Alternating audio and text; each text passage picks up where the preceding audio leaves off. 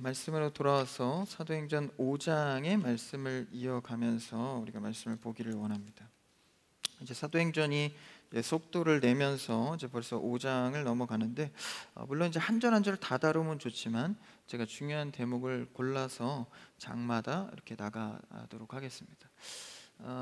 말씀 보기 전에 제가 좀 마이를 안 입고 올라왔는데 죄송합니다. 사실 이 반팔 와이셔츠가 하나밖에 없어요. 근데 이제 어제 빨아가지고 이제 못 입고 긴팔 입으니까 마이 입으니까 어지럽다고 너무 더워서 그래서 좀 이렇게 벗었습니다. 이해를 좀 해주시고, 말씀에 지장이 없습니다. 오늘 말씀은 사도행전 5장의 말씀을 경건한 두려움이라는 제목으로 말씀을 나누기를 원합니다. 이제 사도행전을 한 번 이상 보신 분들이라면 이 5장의 아나니아와 삽비라 부부의 이야기를 익히 들었을 것입니다. 이 두 명의 부부가 나오는데 굉장히 좀 갑작스런 일이 등장을 합니다. 두 부부가 헌금을 했는데 갑자기 한 명씩 죽어서 3시간 간격으로 실려 나옵니다. 여기서의 죽음은 어떤 상징적인 죽음이 아니라 실제 육체의 죽음을 말합니다. 그래서 그렇게 실려 나오는 장면이 나오는데 참 무섭죠. 신앙생활하면서 헌금 잘못하면 죽습니다. 이렇게 극단적으로 해석할 수도 있겠지만 사실 이 안에 있는 의미는 그렇게 좀 공포스러운 장면은 아닙니다. 물론 이제 현상적으로는 좀 공포스러운 장면이 있지만 오늘 말씀의 제목처럼 그 속에는 경건한 두려움의 주제를 갖고 있는 것이죠. 그래서 어떤 이 신앙생활 하면서 잘못하면 죽는다 이렇게 보기보다는 이 특별한 상징의 말씀을 갖고 우리가 보기를 원합니다. 아나니아가 남편이고 삽비라가 아내입니다. 혹시 헷갈려서 아나니아가 뭔가 더 여성스러워서 부인이라고 생각할 수도 있는데 그렇지 않고 남편이고 삽비라가 아내입니다. 근데 이 이름의 의미를 보면 굉장히 은혜스러운데, 아나니아라는 남편의 이름은 하나님은 은혜로우시다라는 뜻이고, 부인인 삽비라는 아름답다라는 뜻입니다. 보석, 아름답다라는 게 삽비라 아내의 이름입니다. 이 이름만큼만 살아도 사실 굉장히 은혜스러울 텐데 또 그렇지는 못한 것 같아요. 결말이 굉장히 비극적입니다. 그래서 이것은 단순한 한 부부의 이야기를 넘어서 이 교회 시대의 시작에 중요한 방향성을 제시해 줍니다. 지금 사도행전 초반부는요, 교회의 탄생과 아울러서 교회의 특징과 지켜야 할 목적성을 설명해 주고 있는 것입니다. 그러니까 이 초대교회 처음에 예수 그리스도를 통해서 이 세워진 교회의 특징을 보면 오늘날 우리 교회가 나아가야 할 방향을 알 수 있는 것이죠. 그래서 계속해서 현대 교회가 초대교회를 회복하자 이렇게 외치지 않습니까? 그것이 예수님께서 처음 교회를 제정할 때 교회는 이런 것이야 라고 말해주는 상징이 있는 것입니다. 그래서 그 장면을 보면서 우리가 그 말씀을 보기를 원하는데 1절과 2절을 한번 같이 읽어볼까요? 오늘 본문입니다. 시작. 아나니아라 하는 사람이 그의 아내 삽비라와 더불어 소유를 팔아 그 값에서 얼마를 감춤해 그 아내도 알더라. 얼마만 가져다가 사도들의 발 앞에 두니. 이제 아나니아와 삽비라 두 부부가 나오는데 소유를 팔아서, 그렇죠? 소유를 팔아서 이 하나님 사도 발 앞에, 그러니까 이제 헌금을 한 거죠. 하나님 앞에. 교회가 탄생하면서 이 헌금의 제도는 이 구약 시대 때부터 계속 제물을 하나님께 드리는 형태는 이어져 옵니다. 그래서 얼마의 값으로 표현되기보다는 내 마음을 드리는 감사의 예물이죠. 근데 2절에 보니까 그 값에서 얼마를 감춥니다. 그러니까 이 지금 상황은 두 부부만 아는 거죠. 감췄기 때문에 아무도 모릅니다.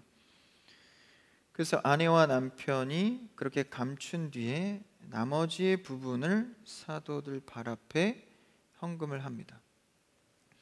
그러니까 이것을 이제 사도들이 이제 알고 베드로가 이렇게 말하죠. 한번 3절을 읽어볼까요? 3절. 사도 베드로가 이렇게 말합니다. 시작. 베드로가 이르되 아나니아야 어찌하여 사탄이 내 마음에 가득하여 내가 성령을 속이고 땅값 얼마를 감추었느냐. 지금 2절과 3절에 뭔가 빠진 것 같은 느낌이 듭니다. 분명히 2절에서 그 아내도 알더라. 그러니까 남편과 아내만 알고 있던 상황인데 갑자기 3절에서 아무 일도 일어나지 않았는데 베드로가 왜 네가 사탄이 있어서 성령을 속이고 땅값의 일부를 감췄냐. 그 뭔가 눈치를 챈 사건이 전혀 없었는데 베드로가 바로 알아채죠. 이게 이 교회 공동체 안에서는요, 영적인 일에 대해서 매우 민감해야 합니다. 그러니까 사도나 사역자나 리더들은 영적으로 매우 민감해야 합니다. 저가 왜 마음이 상했고 어떤 마음을 갖고 있고, 이렇게 투시에서 보는 어떤 신령한 얘기를 하는 게 아니라요, 그 사람의 마음과 생각을 늘 예민하게 보고 있어야 합니다. 중간 과정이 생략됐다 할지라도 베드로는 성도들을 향하여서 늘 관심 있고 지켜보고 올바른 교회의 모습이 무엇인지를 사도로서 지켜가는 것이죠. 여러분, 우리 교회 그리고 청년부는 영적으로 예민하여 올바르게 세워지는 공동체 되기를 축복합니다. 이런 것들이 안 세워지면 사실 이 죄 때문에 무너진 공동체들이 너무 많습니다. 사실 우리가 많은 교회 공동체들이 있지만 다 잘 세워지는 건 아니에요. 깨지기도 하고 파가 갈라지기도 하고 기분이 상하기도 하고, 이런 일들이 왜 일어납니까? 누군가는 영적인 예민함으로 지도하고 권면하지 않았기 때문입니다. 영적인 것이 아니라 육적인 권면과 육적인 교제를 통하여서 영적인 부분들을 다 놓치고 있는 것이죠. 사실 이러한 형태는 어디서부터 일어났죠? 에덴 동산 아담과 하와로부터 일어난 일입니다. 하나님께서 남자와 여자를 창조하시고 가정이라는 공동체를 첫 공동체로 명명하셨습니다. 근데 그 가정이란 공동체에 뭐가 들어오죠? 죄가 들어왔습니다. 그래서 그 가정의 죄의 파괴로 인하여서 가정의 파괴가 곧 동산의 파괴를 불러왔습니다. 아나니아와 삽비라 두 부부의 한 가정의 일이었지만 그것이 교회 공동체를 무너뜨릴 수도 있는 일이기 때문에 사도 베드로는 명확하게 짚어서 권면한 것이죠. 여러분, 우리가 신앙생활 하면서도 물론 웬만한 것들은 다 수용하고 이해하고 위로하고 우리가 밀어주지만, 정말 우리가 교회의 공동체성에 의해서 회파되거나 넘어지는 경우가 있다면 반드시 정확하게 권면해야 합니다. 네, 보통의 리더들과 사역자들은 가장 이것이 어려운 영역입니다. 사실 위로하고 칭찬하는 것은 훈련하다 보면 잘합니다. 근데 아무리 훈련해도 안 되는 것이 정확하게 권면하는 일, 저도 참 지금까지도 너무 어려운 것 같아요. 전선생님 잘하시던데요. 뭐 그렇게 생각할지 모르지만 저도 한 번의 권면이 얼마나 그 마음이 어려운지. 그러니까 만약에 제가 여러분에게 뭔가 1대1로 강력한 권면을 한다면 최소 한두 달 이상은 끙끙 앓다가 한 것이라는 것을 알아주기를 바랍니다. 그만큼 이렇게 명확한 권면은 생각보다 쉽지 않습니다. 그러나 육적으로 볼 때는 사실 그게 너무 마음에 힘들지만 영적으로 볼 때는 하루속히 권면해야 될 일이다라는 것이죠. 그게 왜 그렇습니까? 이 에덴 동산에 파괴될 때도 사탄이라는 존재의 유혹 때문에 파괴된 것이죠. 이것이 영적인 싸움, 다시 말하면 사탄의 공작 속에서 일어난 것임을 사도 베드로는 명확히 알았기 때문에 그의 실수나 그의 잘못을 넘어 영적인 것으로 해석하고 있었다라는 것이죠. 그럼 사탄이라는 존재가 어떤 영적인 장난을 한 것입니까? 바로 거짓말입니다. 에덴 동산이 무너질 때도 굉장히 단순했습니다. 거짓말. 정말 먹지 말라더냐? 하나님과 같이 될 거야. 근데 하나님께서는 먹으면 정령 죽으리라 했잖아요. 근데 사탄은 거짓말을 한 것이죠. 그러니까 하와가 넘어가서 먹지도 말고 만지지도 말라고 했어요 라고 말하지 않습니까? 언제 만지지 말라고 그랬어요? 먹지만 말라고 그랬지. 이 거짓말에 넘어가고 자신도 거짓말에 걸려 넘어가는 것입니다. 그러면서 에덴 동산이 파괴될 때도 이런 거짓말의 난무함 속에서 이제 타락의 길을 걷게 되는 것이죠. 그러니까 사탄의 가장 큰 첫 번째 특징은 거짓말입니다. 그래서 여러분이 신앙생활 하면서도 아직도 이 거짓말의 문제를 해결하지 못하고 습관적으로 거짓말을 하고 계신다면 여러분 속히 해결하셔야 합니다. 하나님 앞에 무릎 꿇고 날마다 기도하든 새벽을 넘어서까지 기도를 하든 예배 시간에 눈물을 흘려 하나님 앞에 호소를 하든 해서 이 거짓말의 영역은 반드시 여러분 해결을 하셔야 됩니다.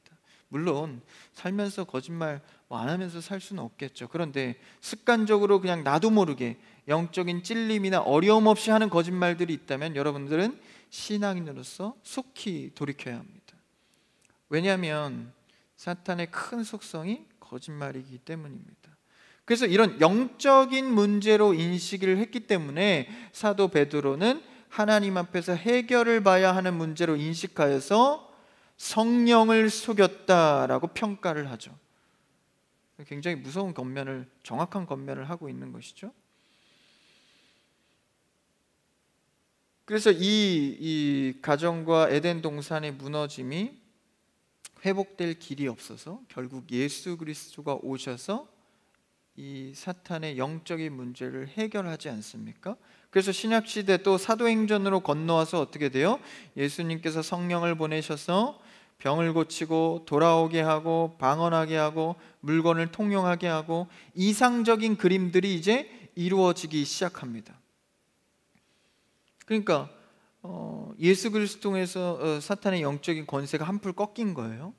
그 다음에 이제 성령까지 오셔서 막 방언받고 물건 통용하고 은혜의 도가니탕이 되니 당연히 사탄이 그냥 지켜볼 리가 없습니다. 여러분, 우리의 심령의 부흥이나 은혜를 받으셨습니까? 넘어질까 조심하는 여러분 되길 축복합니다. 사탄은요, 은혜의 도가니에서 우리가 기뻐하는 것을 결코 그냥 보지 않습니다. 그래서 3절에서도 베드로가 명확히 말하죠. 어찌하여 사탄이 내 마음에 가득하냐. 그러니까 이런 영적인 싸움은 늘 존재했고 초대교회 시작, 아직 특성도 다 말하지 않은 상태에서도 사탄의 움직임이 있었다라는 것이죠. 그 다음 4절을 한번 읽어볼까요? 4절입니다. 시작. 땅이 그대로 있을 때에는 내 땅이 아니며 판 후에도 내 마음대로 할 수가 없더냐. 어찌하여 이 일을 내 마음에 두었느냐. 사람에게 거짓말한 것이 아니오 하나님께로다. 끝에 평가를 어떻게 하죠? 거짓말한 것이다. 심지어 사람에게 거짓말한, 우리가 그냥 단순한 거짓말의 치부가 아니라 베드로가 평가하기를 하나님께 하였다 라고 말하고 있는 것이죠. 여러분, 우리는 그냥 단순히 내 욕심이나 내 이심 때문에 거짓말했다고 생각하는 영역도요, 나도 모르게 하나님을 속이는 일이 될 수 있습니다.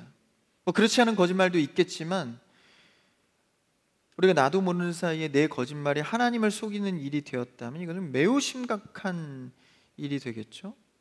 이것은 두 부부의 윤리적이고 도덕적인 문제가 아닙니다. 영적인 사탄의 문제이기 때문에 이것을 짚고 있는 것이죠. 그래서 교회는 늘, 그리고 개인과 가정도 늘 이런 영적인 실체의 싸움이 있다는 것을 잊어서는 안 됩니다. 내 성품을 따라 도덕적으로 윤리적으로 신앙생활 하는 게 아니라 신앙생활의 곳곳에는 날마다 이런 영적인 싸움이 있다라는 것이죠. 내가 말하는 것, 행동하는 것을 한 번 더 조심해야 하는 이유가 무엇입니까? 나는 그냥 내가 도덕적인 판단으로 했다고 하는 잘못과 잘한 것 속에서 하나님 보시기엔 영적인 문제가 될 수 있다는 것입니다. 이 두 부부가 이 헌금을 하나님 앞에 속이는 것으로 생각하여서 속였겠습니까? 그냥 사도들이나 속여서 우리는 좀 칭찬받고 좀 덕을 봐야겠다, 이 정도였을 텐데 하나님 입장은 달랐다라는 것이죠. 여러분의 죄를 여러분이 함부로 판단하지 마십시오. 이 정도는 좀 가벼우니까, 이 정도는 회개를 좀 해야 되겠는데, 그렇지 않습니다. 늘 우리는 하나님 앞에서 영적인 싸움을 인식하고 조심해야 하는 것이죠. 이게 보이지 않는 싸움이기 때문에 매우 어렵습니다. 그래서 교회라는 시스템 속에서 영적인 분별을 배워가는 것이죠. 그래서 때로는 내가 잘 모르겠으면 사역자가 혹은 리더가 권면하면 때로는 모르게 그냥 순종하는 경우도 있어야 합니다. 내가 모르는 걸 영적인 예민한 사람이 보고 있는 경우가 있기 때문입니다. 에베소서 2장 1절에서 2절에는 이렇게 말하고 있는데요. 한번 읽어볼까요? 앞에 띄워주세요. 시작. 그는 허물과 죄로 죽었던 너희를 살리셨도다.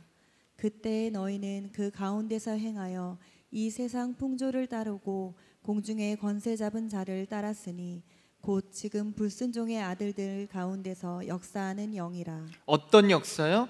불순종의 아들들 가운데서 역사하는 영이라. 공중권세 잡은 자를 따른 것, 나도 모르게 보이지 않는 영적 전쟁이기 때문에 내가 택한 행동이나 말이 하나님 앞에 불순종이 될 수 있다라는 것이죠.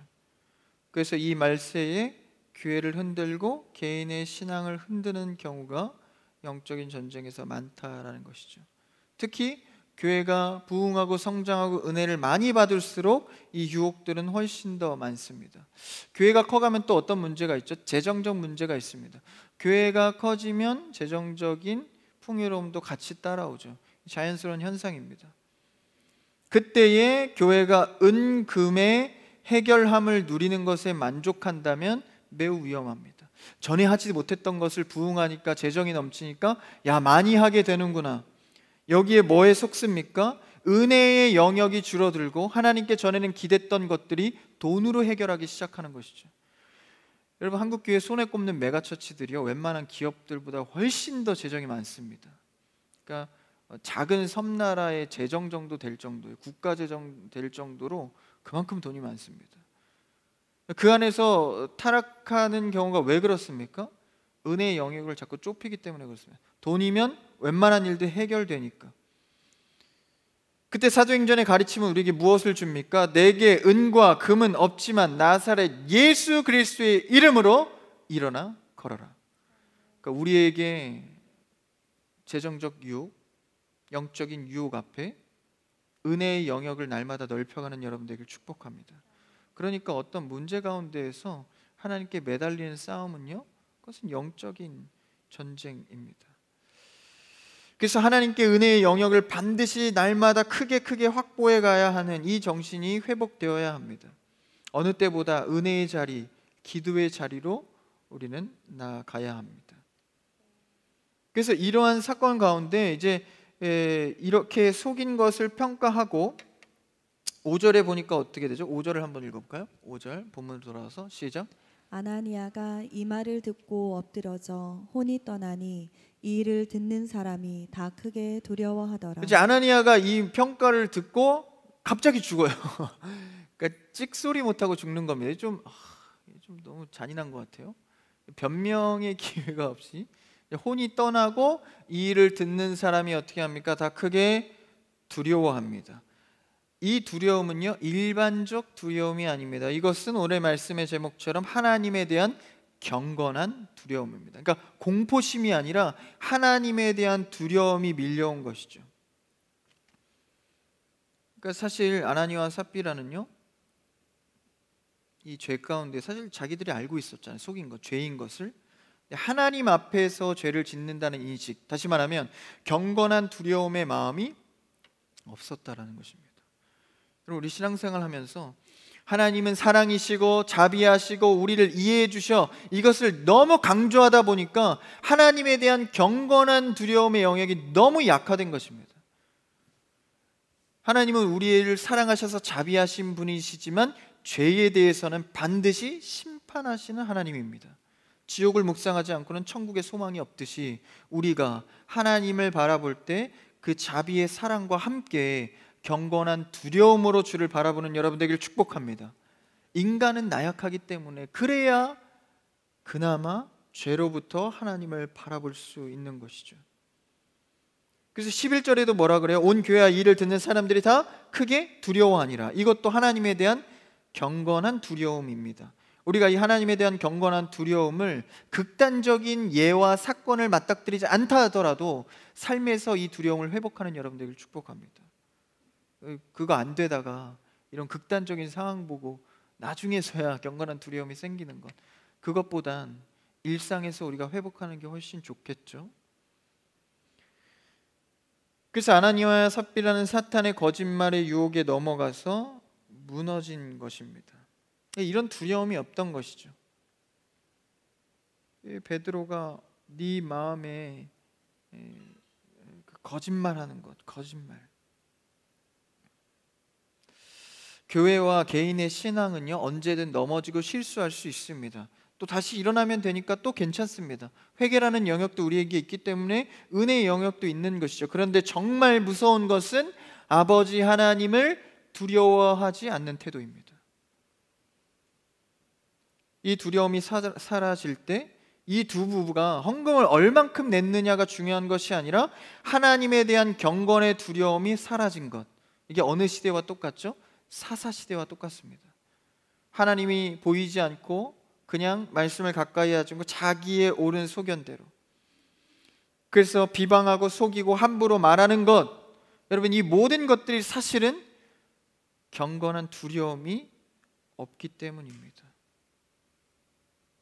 우리가 성도나 주변 이웃에게 말 한마디를 할 때도 한 템포 다시 생각해야 하는 이유는 하나님 앞에서 두려움이 있기 때문입니다.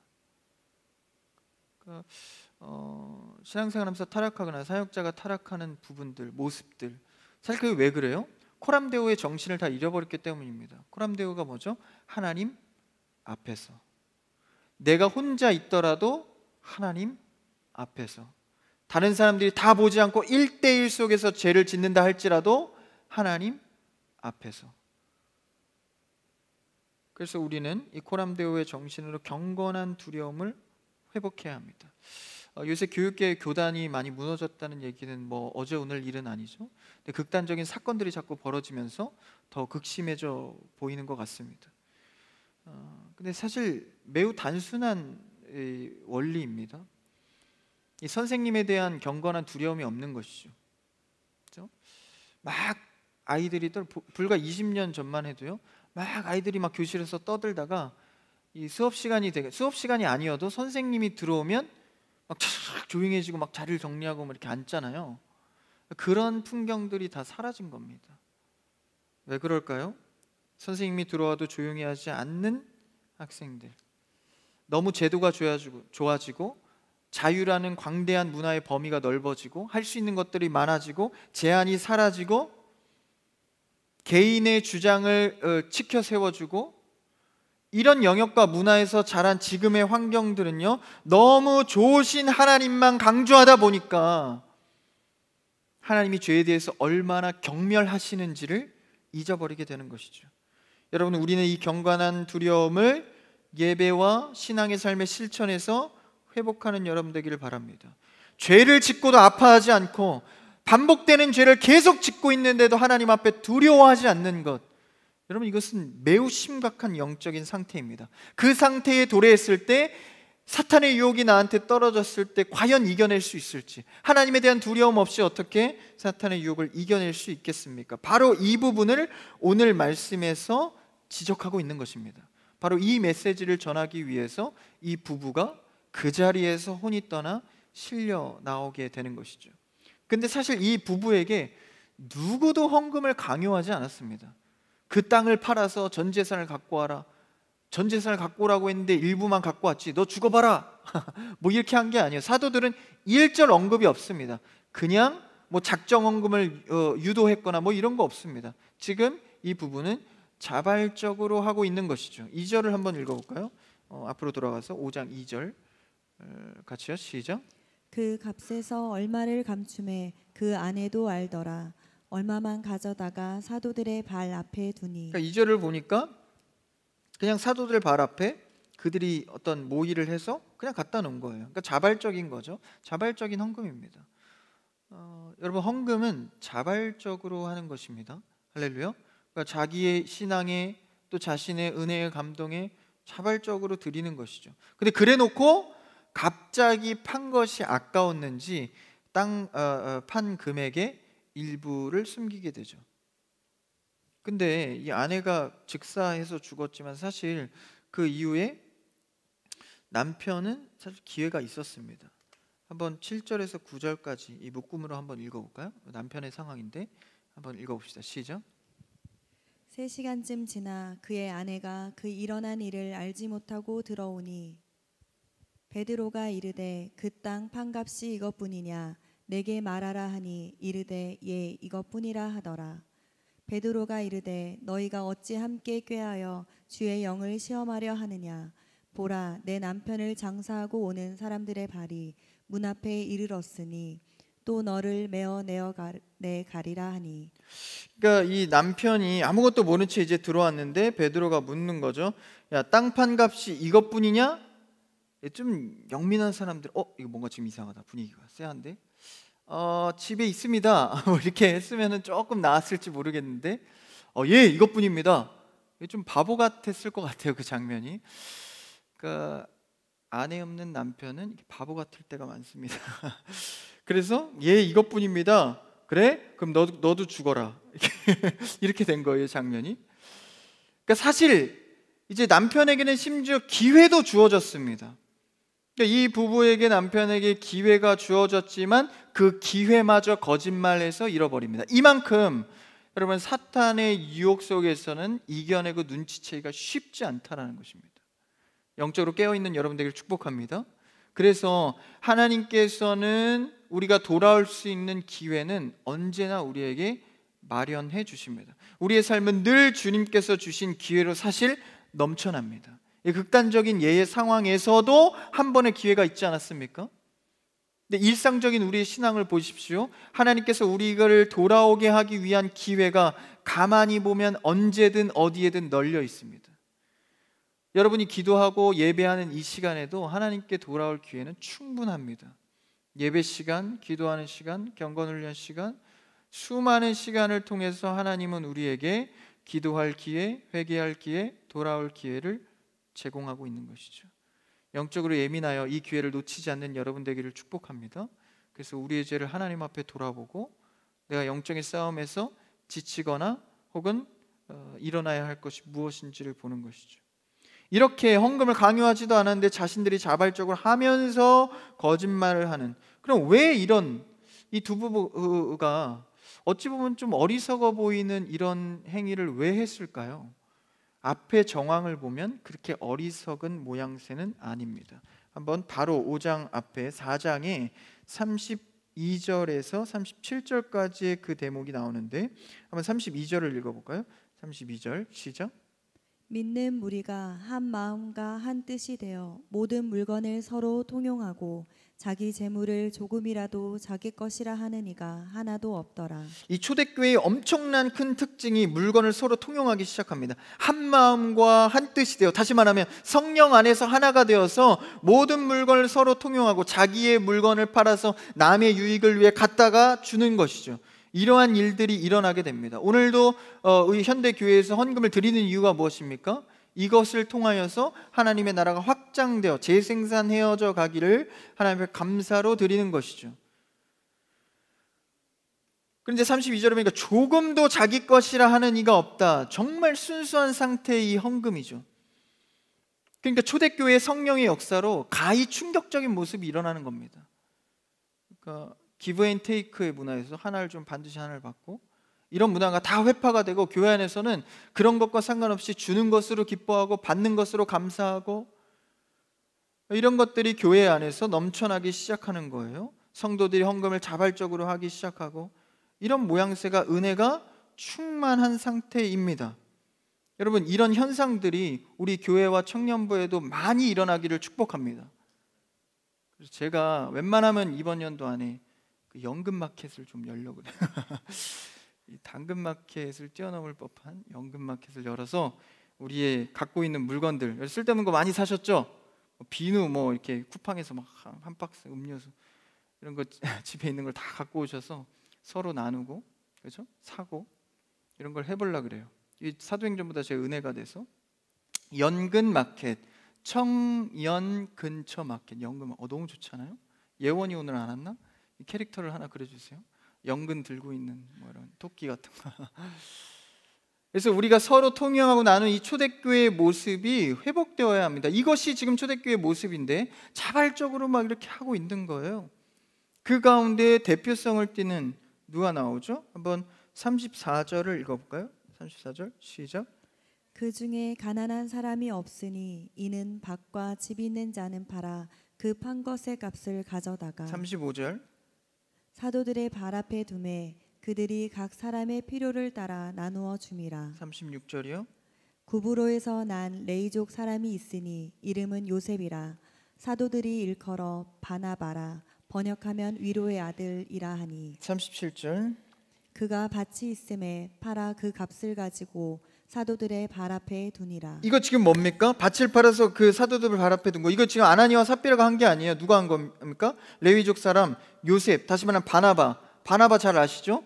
그러니까 이 번역한 위로의 아들, 참 이름이 아니라 이건 별명입니다. 이름은 요셉이고 별명을 붙여준 거예요. 위로의 아들. 그러니까 헌신하고 헌물하고 사람들 돕고 이런 걸 너무 잘하니까 사람들이 칭송하면서 위로의 아들이다, 우리에게 참 위로가 된다. 여러분, 이런 청년들이 많아지는 산부에 되기를 축복합니다. 위로의 아들, 위로의 딸들이 되세요. 많이 드리고 많이 나누고. 우리 청년부 어제 경건 훈련할 때 보니까 제가 굉장히 흡족한 건 계속 뭘 서로 주고 나누고, 그렇죠? 너무 행복해요. 그래서 밥 먹다가도 누가 옆에서 음료수를 따라서 전사님 이렇게 해도 얘가 막 울컥울컥해요. 너무 좋아서. 그런 마음들, 그런 것들이 왜 일어납니까? 지금 성령에서 하나 됐을 때 자발적으로 일어난 일이다라는 거예요. 그래서 심지어는 이 바나바라 칭찬받는 이가 밭을 팔아서 그 값을 사도들 앞에 다 내놓는 겁니다. 그러니까 모두 다 이렇게 하라는 것이 아니라 이 인물은 그랬다라는 거예요. 그래서 위로를 주고 생기를 주고 살아나게 하고, 그래서 이 은혜 받는 자의 행실로 인하여서 칭송을 바나바라는 별명까지 얻게 됩니다. 그리고 바로 다음 장 5절, 오늘 본문에서 아나니아와 삽비라가 똑같이, 이것 당연히 같은 성도로서 이 모습을 봤겠죠. 이것을 보고 똑같이 은혜 받은 바나바의 모습을, 신앙을 흉내낸 것입니다. 그러니까 여러분, 신앙 안에서요, 상대적 은혜를 누리지 마시고 하나님과의 관계에서 절대적 은혜를 누리는 여러분들에게 축복합니다. 야, 저는 저만큼 받았네, 난 저거보다 더 받아야지, 난 더 해야지. 와, 이걸 서로 상대적 은혜에 취하기 시작하면 그 경쟁 속에서 급을 나누게 됩니다. 은혜의 급이 어디 있습니까?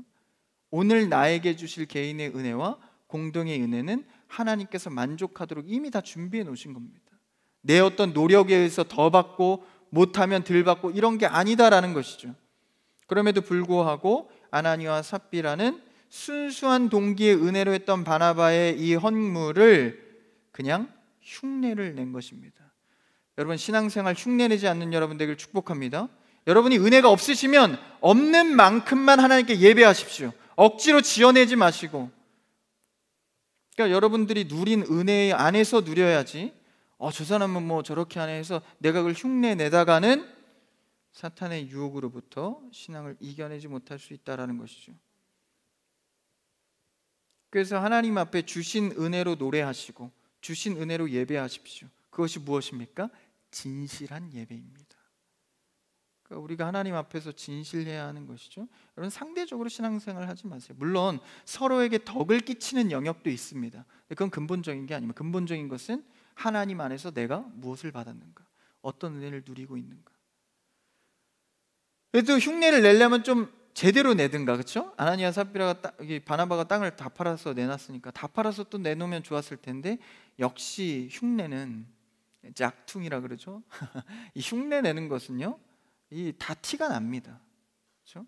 동기가 순수하지 않았고, 그러니까 일부를 감췄습니다.